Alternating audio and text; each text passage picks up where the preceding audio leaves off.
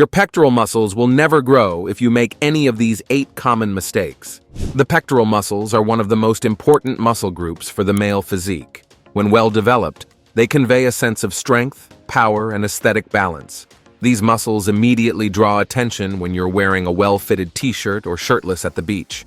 However, many men spend years training and still fail to develop this muscle that's so important for aesthetics. That's why, in this video, you'll see 8 extremely common mistakes that sabotage your pectoral progress, and, most importantly, you'll learn exactly how to correct them. Stay attentive until the end, because I guarantee you're making at least one of them. Mistake number 8, not considering the portions of the pectoral when choosing exercises.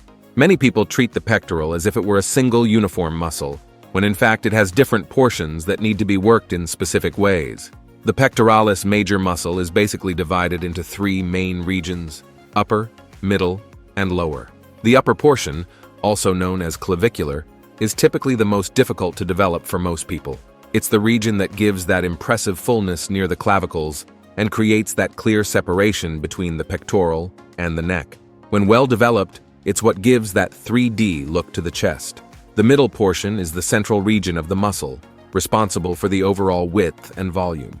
The lower portion connects to the ribs and, when well worked, creates that defined line at the bottom of the pectoral that we so admire in aesthetic physiques. To correct this mistake, you need to include specific exercises for each portion of the chest. For the upper portion, exercises like incline bench press, low pulley crossover, declined push-ups, or incline dumbbell flies are great options. For the middle portion, flat bench press, flat dumbbell flies, and crossover at chest height work very well. And for the lower portion, you can rely on decline bench press, dips on parallel bars, and crossover with the pulley positioned higher. Ideally, in each chest workout, you should include at least one exercise for each portion. If you notice that your upper portion is less developed, which is common for many people, give priority to it at the beginning of your workout when you're more rested and can apply more intensity. Mistake 7. Not locking the shoulder blades before starting the movement. When you don't properly lock your shoulder blades, 2 bad things happen. First, you significantly reduce pectoral activation. Second, you increase the risk of shoulder injuries. Loose shoulder blades allow your shoulders to roll forward during the movement, putting unnecessary pressure on the glenohumeral joint and diverting tension away from the pectoral. To correct this mistake, you need to adopt a conscious routine every time you do any bench press exercise. When lying on the bench, think about tucking your shoulder blades down and inward, as if you wanted to slightly join them together and fix them against the bench. Then, lift your chest and create a small arch in your lumbar region without exaggerating. The secret is to maintain this position throughout the exercise, as the natural tendency is to lose this contraction in the middle of the repetitions. This locked position of the shoulder blades creates a stable base for the movement and significantly increases the recruitment of pectoral muscle fibers. Another important detail: this scapular retraction should be maintained in all chest exercises, not just the bench press. In crossovers, flies, and even push-ups, the correct positioning of the shoulder blades makes all the difference in pectoral activation. Over time, this technique will become automatic, but at first, you'll need to consciously focus on this detail. Mistake 6. Using the triceps and shoulders more than the pectoral. It's common to see people doing bench press, push-ups, or even pec deck machine, and then complaining that they feel more in their triceps than in their chest. This problem, in most cases, is related to how the movement is executed and the positioning of the elbows. When the angle of the arms is too closed in relation to the torso, the triceps end up dominating the exercise, while the pectoral takes a back seat. To adjust this, it's necessary to find a position where the elbows are at approximately a 45-degree angle in relation to the body. If you're doing a flat barbell bench press, for example, avoid keeping your hands too close together, as this would almost transform the movement into a close grip bench press, which ends up prioritizing the triceps. On the other hand, don't open your elbows too wide, as this can overload the shoulders. The ideal is to find a middle ground that allows the chest to be the main force generator. Some exercises also naturally have less triceps involvement, such as flies and fly variations. These movements help intensify the mind-muscle connection and improve your ability to feel the pectoral working. Once you master this sensation, it becomes easier to return to bench presses and other compound variations without letting the triceps steal the show.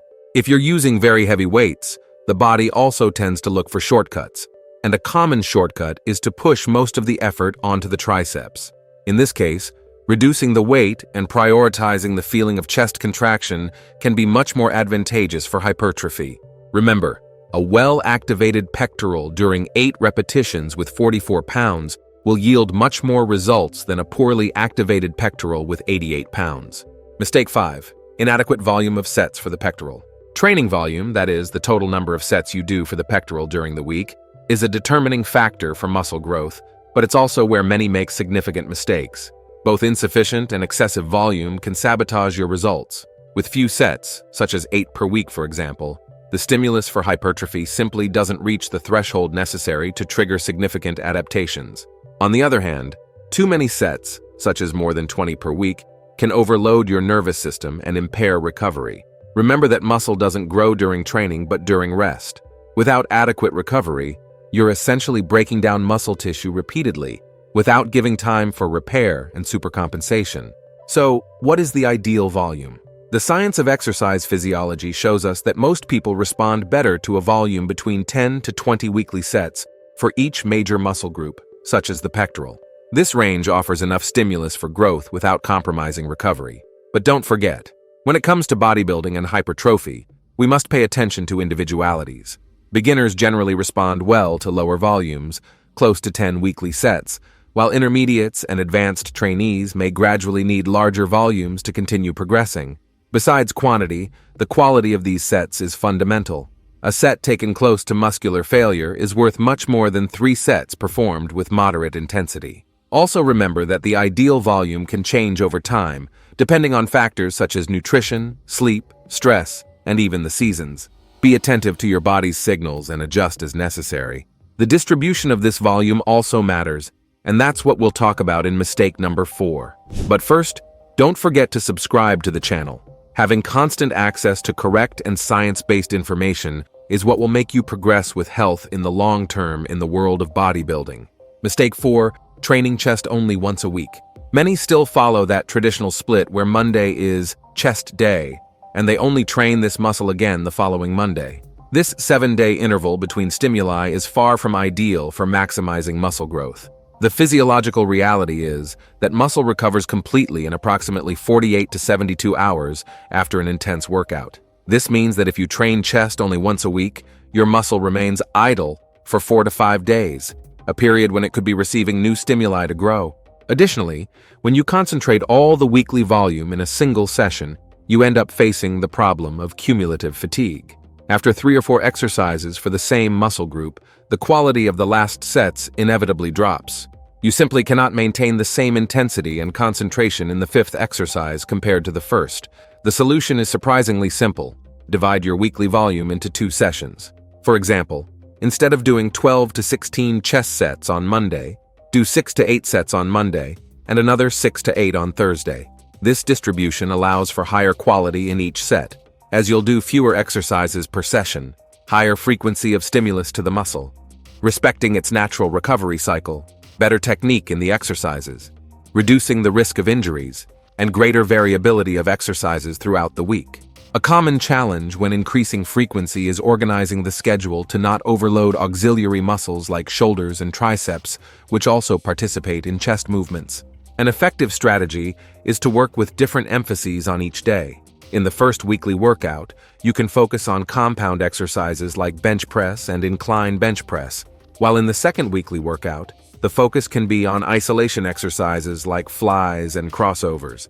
Another approach that works well is training different portions of the pectoral in each session, with the first workout emphasizing the upper portion, and the second workout emphasizing the middle and lower portions.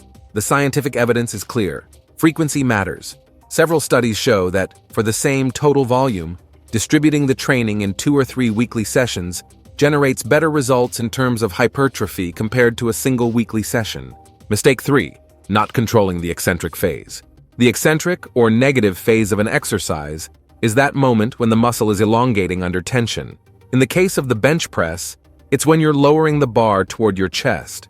Many practitioners think that the exercise is just about lifting the bar and treat this phase as a simple interval before the next repetition, when in fact it can be responsible for up to 70% of the stimulus for hypertrophy. The most common mistake I observe in gyms is what I call the free fall effect. The practitioner simply lets the bar or dumbbells fall quickly, without any control. This happens especially when the person is using a weight beyond their technical capacity. The result? A stimulus far inferior to the exercise's potential and an increased risk of injuries. During the controlled eccentric phase, micro-lesions occur in the muscle fibers that, when repaired during recovery, result in larger and stronger muscles.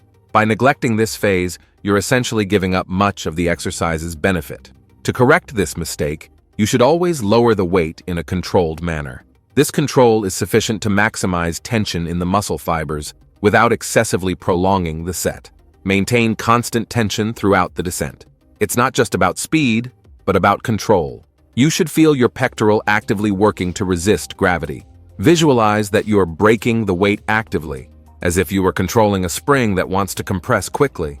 It's also worth highlighting that the eccentric phase is not only important in the bench press. In exercises such as dumbbell flies, for example, the moment when you're opening your arms with control is extremely valuable for pectoral development, especially for that separation between the portions of the muscle. If you can't control the eccentric phase of the exercise, the weight is probably too high.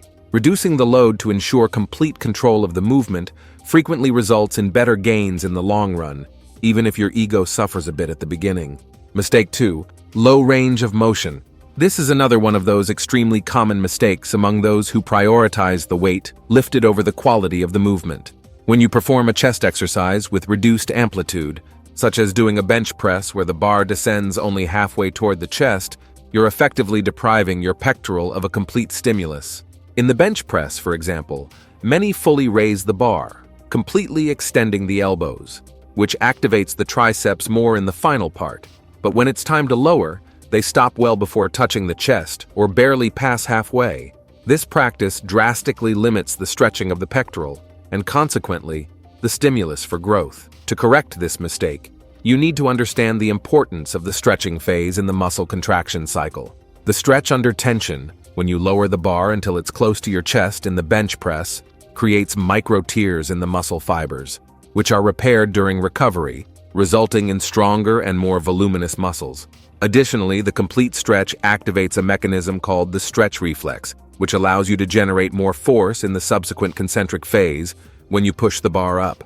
Working in the full range of motion recruits different bundles of muscle fibers throughout the movement, ensuring a more uniform and complete development of the muscle. To ensure an adequate range of motion in chest exercises, in the flat or incline bench press, the bar should lightly touch the chest without bouncing at the lowest point, and the elbows should fully extend without locking at the highest point. In the dumbbell fly, allow the arms to descend until you feel a good stretch in the pectoral, usually below the chest line, but without letting the shoulders roll forward. In the crossover, complete the movement by bringing the hands close until they almost touch in front of the body, maximizing the pectoral contraction. Mistake 1. Not progressing load over time. The human body is an incredible adaptation machine. It adjusts exactly to the level of stress we apply to it, no more, no less. When you perform the same exercises with the same weights for the same number of repetitions, week after week, month after month, you're essentially telling your body, this is the level of muscle development we need to maintain. The principle of progressive overload is the fundamental basis of muscle growth. Without gradually increasing the stimulus, your pectoral simply has no physiological reason to grow beyond the point necessary to deal with current demands. A common mistake I see is people confusing load progression only with adding more weight to the bar. Although this is a valid method, there are various ways to progress, each with its advantages. Weight increase is the classic method. When you can complete all the planned repetitions with good form, add 2 to 5% of weight in the next session, but you can also increase the repetitions. If last week you did 3 sets of 8 repetitions, try to reach 3 sets of 10 repetitions before increasing the weight. Another way is increasing sets, going from 3 to 4 sets of the same exercise, which increases the total volume, creating a new stimulus. Reducing rest time, decreasing the interval between sets from 2 minutes to 90 seconds, for example, increases the intensity of the workout. You can also increase time under tension, executing the repetitions more slowly, especially in the eccentric phase, which increases metabolic stress in the muscle. All of these are good forms of load progression. An intelligent approach is to use progression cycles. For example, during 4 to 6 weeks, focus on increasing the number of repetitions at a certain weight. When you reach the upper limit, such as 12 repetitions for example, increase the weight and go back to the lower limit, such as 8 repetitions for example, starting a new cycle. It's crucial to keep a detailed record of your workouts. Write down the weights used, repetitions, sensations, and even periodic measurements of your pectoral. Also remember that progression should be gradual and sustainable. Attempts to drastically increase the load, such as adding 22 pounds to your bench press from one week to the next, usually result in compromised technical form and increased risk of injuries. If you liked this and want to discover the main mistakes people make in back training that prevent them from developing that much desired V-shape, we have a video appearing right now on the screen showing and explaining how to correct each of them. Don't miss it. Thank you for watching this far, and may God bless you, my friend.